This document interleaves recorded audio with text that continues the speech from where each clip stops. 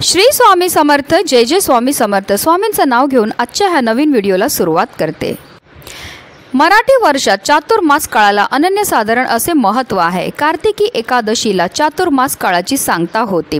मराठी वर्षात येणाऱ्या एकादशी तिथीपैकी कार्तिक एकादशीचे महात्म्य वेगळे आहे। या दिवशी विष्णू प्रबोधोत्सव साजरा केला जातो।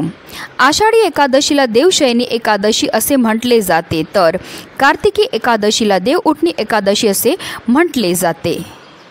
यंदा मंगळवारी म्हणजेच 12 नोव्हेंबर रोजी कार्तिकी प्रबोधिनी एकादशी आहे। आषाढी एकादशीला जशी पंढरपूरची वारी केली जाते, तसेच हजारो वारकरी कार्तिकी एकादशीलाही पंढरपूरची वारी करून विठ्ठलाचे दर्शन घेतात। कार्तिकी शुद्ध एकादशीला श्रीहरी विष्णू आपल्या योग निद्रेतून जागे होतात, म्हणून तिला प्रबोधिनी, बोधिनी, देवस्थानी एकादशी असे म्हटले जाते। आणि या दिवसापासून श्रीहरी विष्णू या संपूर्ण विश्वाची जबाबदारी पुन्हा स्वीकारतात। या दिवसापासून शुभ कार्याला सुरुवात ही केली जाते, जसं की लग्न, मुंडन, संस्कार, घरप्रवेश यासारखे शुभ कार्यही केली जातात। देवउठणी एकादशीच्या दिवशी श्रीहरी विष्णू देवी लक्ष्मीची पूजा केल्याने जीवनात सुख, समृद्धी आणि आनंद येतो। 13 नोव्हेंबर रोजी चातुर्मास समाप्त होत असून या दिवसापासून तुळशी विवाहाला प्रारंभ होईल। कार्तिक शुद्ध द्वादशीपासून पौर्णिमेपर्यंत कोणत्याही एक दिवशी तुळशीचा श्रीकृष्णाचा विवाह लावण्याची पद्धत आहे। तुळशी विवाह केल्याने कन्यादानाचे पुण्य मिळते अशी मान्यता आहे। एकादशी तिथी 11 नोव्हेंबर रोजी संध्याकाळी 6:46 प्रारंभ होईल, तर ती दुसऱ्या दिवशी म्हणजेच 12 नोव्हेंबर रोजी संध्याकाळी 4:04 समाप्त होईल। म्हणून आपल्याला 12 नोव्हेंबर रोजी देवउठणी एकादशीचं व्रत हे पाळायचं आहे। तसेच ह्या व्रताचं पारण जे आहे ते 13 नोव्हेंबर रोजी सकाळी 6:42 पासून 8:51 असणार आहे आणि या वेळेमध्येच आपल्याला व्रताचं पारण हे करायचं आहे। देवउठणी एकादशीच्या दिवशी सर्वार्थ सिद्ध योग आणि रवी योग यांचा शुभ संयोग होत आहे। ज्योतिषशास्त्रात हे दोन्ही योग अत्यंत शुभ आणि लाभदायक मानले जातात आणि या योगामध्ये जर आपण पूजा केली, सेवा केली, त्याचबरोबर काही उपाय केले तर त्याचे आपल्याला अनन्यपटीने पुण्यफळ हे प्राप्त होत असतं।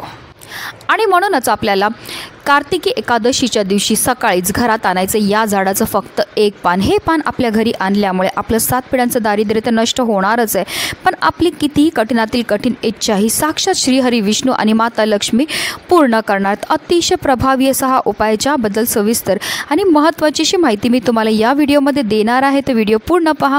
आणि जर तुम्ही माझ्या चॅनलवर नवीन असतील तर चॅनलला सबस्क्राईब करा आणि शेजारी बेल आयकॉनसुद्धा प्रेस करा। कार्तिकी एकादशीच्या दिवशी सकाळी आपल्याला ब्रह्ममुहूर्तावर उठायचं आणि अंथरुणामध्ये सर्वप्रथम आपल्याला ओम नमो भगवते वासुदेवाय या प्रभावी मंत्राचा 11 वेळा जप करायचा आणि दिवसाची सुरुवात ही करायची। त्यानंतर आपल्याला आंघोळ करायची, स्वच्छ वस्त्र हे परिधान करायचे। जर तुम्हाला शक्य असेल तर लाल किंवा पिवळ्या रंगाचे वस्त्र परिधान करा आणि त्यानंतर सर्वप्रथम आपल्याला देवघरामध्ये दिवा हा प्रज्वलित करून घ्यायचा आहे, कारण कोणतीही सेवा किंवा कोणताही उपाय जो आहे तो आपल्याला अग्नीच्या साक्षीने करायचा। त्यानंतर आपल्याला सूर्यदेवाला जलसुद्धा अर्पण करायचं। जल अर्पण करताना ओम आदित्याय नमः, ओम सूर्यदेवाय नमः या मंत्राचा जप करून जल हे अर्पण करायचे। त्यानंतर आपल्याला विधिवत श्रीहरी विष्णू, माता लक्ष्मी आणि तुळशीची सुद्धा पूजा ही करायची आहे।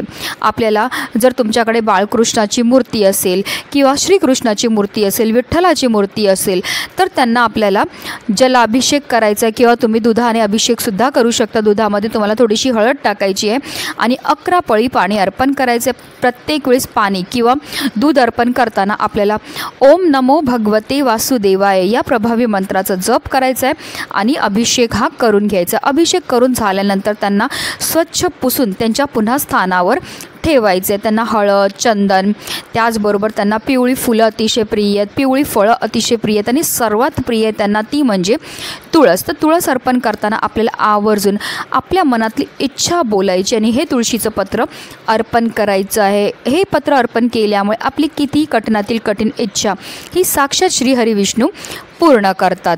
त्याचबरोबर आपल्याला माता लक्ष्मीची सुद्धा विधिवत पूजाही करून घ्यायची। त्यांना सुद्धा हळद कुंकू अक्षदा धूपदीप अगरबत्ती दाखवून घ्यायची आहेत, त्यांना लाल फुलं अर्पण करून घ्यायची आहेत, खिरीचं नैवेद्य अर्पण करून घ्यायचं आहे आणि आपल्याला तुळशी मातेची सुद्धा विधिवत पूजाही करून घ्यायची। तुळशी मातेजवळ सुद्धा आपल्याला शुद्ध गाईच्या तुपाचा दिवा हा प्रज्वलित करून घ्यायचा आहे, धूपदीप अगरबत्ती दाखवून घ्यायची। पण एकादशी आहे त्यामुळे आपल्याला तुळशीला जल अर्पण नाही करायचं, त्याचबरोबर आपल्याला तुळशीला स्पर्शसुद्धा करायचा नाही आहे। या दिवशी भगवान विष्णूंच्या शालिग्राम अवताराचा माता तुळशीसोबत विवाह हा केला जातो। म्हणजे आपण एकादशीपासून पौर्णिमेपर्यंत कोणत्याही एका दिवशी जे आहे ते तुळशीचा विवाह हा करू शकतात। तर अशा रीतीने आपल्याला सर्व देवपूजा करून झाल्यानंतर सकाळीच हा उपाय जो आहे तो करायचा आहे। तर आपल्याला एक तांब्याचा कळश घ्यायचा, त्यामध्ये शुद्ध पिण्याचं पाणी हे भरून घ्यायचं, त्यामध्ये आपल्याला चिमूटभर हळद टाकायचे आणि 1 चमचाभर गाईचं कच्चं दूध टाकायचं, त्याचबरोबर एक शुद्ध गाईच्या तुपाचा दिवा, ह्या 2 वस्तू घेऊन आपल्याला जायचं आपल्या जवळ असणाऱ्या पिंपळ वृक्षाजवळ। पुराणात आणि वेदांमध्ये पिंपळाचा महिमा सांगितला आहे। वेद आणि उपनिषदांमध्ये पिंपळ वृक्षाला भगवान विष्णूचे रूप मानले गेले आहे। हिंदू धर्मग्रंथांमध्ये असं लिहिलं आहे की पिंपळाच्या झाडाच्या प्रत्येक कळी, प्रत्येक पान आणि प्रत्येक फांद्यांमध्ये 64 कोटी देव वास करतात। पिंपळाच्या झाडाची प्रदक्षिणा दिवसातून 3 वेळा करावी आणि त्याला जल अर्पण करावे। दारिद्र्य दुःख दूर करेल आणि दुर्दैव नष्ट करेल। पिंपळाचे झाड पाहणे आणि पूजा केल्याने दीर्घायुष्य आणि समृद्धी मिळते। साक्षात श्रीहरी विष्णू आणि माता लक्ष्मी याच पिंपळाच्या झाडात वास करतात, त्यामुळे पिंपळाच्या झाडाची पूजा केल्याने पुण्य तर मिळतेच मिळते, शिवाय पितरांचा आपल्याला आशीर्वाद सुद्धा मिळत असतो। तर जो आपण दिवा घेऊन गेलेले सर्वप्रथम तो आपल्याला दिवा तिथे प्रज्वलित करून ठेवायचा। त्यानंतर जे आपण जल घेऊन गेलेले ते जल आपल्याला पिंपळ वृक्षांच्या मुळांना अर्पण करायचं आहे। अर्पण करताना आपल्याला निरंतर ओम नमो भगवते वासुदेवाय या प्रभावी मंत्राचा जप हा करायचा आहे। त्यानंतर आपल्याला पिंपळ वृक्षाला 11 प्रदक्षिणा ह्या मारायच्यात। प्रदक्षिणा मारताना निरंतर आपल्याला ओम नमो भगवते वासुदेवाय या प्रभावी मंत्राचा जप हा करायचा आणि त्यानंतर आपल्याला पिंपळाच्या झाडाचं 1 पान हे घरी घेऊन यायचं आहे। आता पिंपळाच्या झाडाखाली पडलेलं खाली पिवळं झालेलं पान असेल तरीही चालणार आहे, ते घेतलं तरीही चालेल। आता काही कारणास्तव खाली पडलेलं पान नसेल तर तुम्हाला सर्वप्रथम हात जोडून क्षमा याचना करायची आहे आणि आपल्याला कोणत्या इच्छापूर्ती करता हे पान हवं आहे ते श्रीहरी विष्णू आणि माता लक्ष्मीचं स्मरण करून आपल्याला बोलायचं आहे आणि त्यानंतर आपल्याला ते पान जे आहे ते तिकडनं तोडायचं आणि त्यानंतर आपल्या मनातली इच्छा ही व्यक्त करायची आणि ती पूर्ण करण्याकरता श्रीहरी विष्णू आणि माता लक्ष्मीला मनोभावे प्रार्थना करायची आणि त्यानंतर ते पान घेऊन आपल्या घरी यायचं आहे। घरी आणल्यानंतर त्या पानाला स्वच्छ धुवून आणि पुसून घ्यायचं आहे।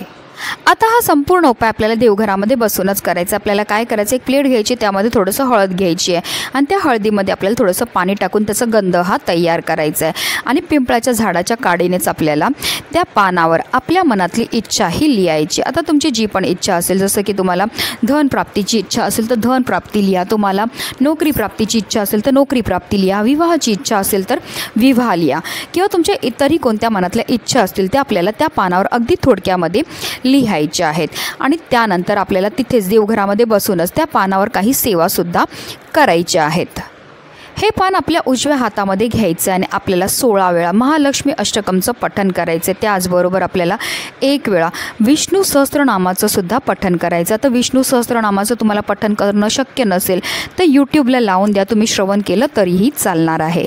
ह्या दोन्ही अतिशय उच्च कोटीच्या सेवा आहेत। ह्या सेवा केल्यामुळे आपल्यावर फारच लवकर श्रीहरी विष्णू आणि माता लक्ष्मी प्रसन्न होतात। त्यानंतर आपल्याला पुन्हा एकदा आपल्या मनातली इच्छा ही बोलायची आणि हे पान जे आहे ते आपल्या देवघरामध्ये असणाऱ्या श्रीहरी विष्णू आणि माता लक्ष्मी समोर अर्पण करायचे। संपूर्ण दिवसभर हे पान आपल्याला तिथेच ठेवायचं आणि संध्याकाळी आपल्याला हे पान जे आहे तिकडनं उचलायचं आहे आणि आपल्या घराजवळ असणाऱ्या वाहत्या पाण्याजवळ जायचं आहे। जसं की तुमच्याकडे नदी असेल, तलाव असेल किंवा समुद्र असेल तर तिथे तुम्हाला हे पान जे आहे ते घेऊन जायचं आहे आणि आपल्या मनातली इच्छा बोलून आपल्याला हे पान जे आहे ते प्रवाहित करायचं। एकादशीच्या दिवशी हा उपाय करण्याला विशेष महत्त्व हे दिलं जातं। हा उपाय केल्यामुळे आपली कितीही कठीणातील कठीण इच्छा ही साक्षात श्रीहरी विष्णू आणि माता लक्ष्मी पूर्ण करतात। म्हणूनच व्हिडिओ जास्तीत जास्त लोकांपर्यंत शेअर करा, जेणेकरून प्रत्येकाच्या आयुष्याचं कल्याण हो, हीच मनामध्ये इच्छा। श्री स्वामी समर्थ। जय जय स्वामी समर्थ।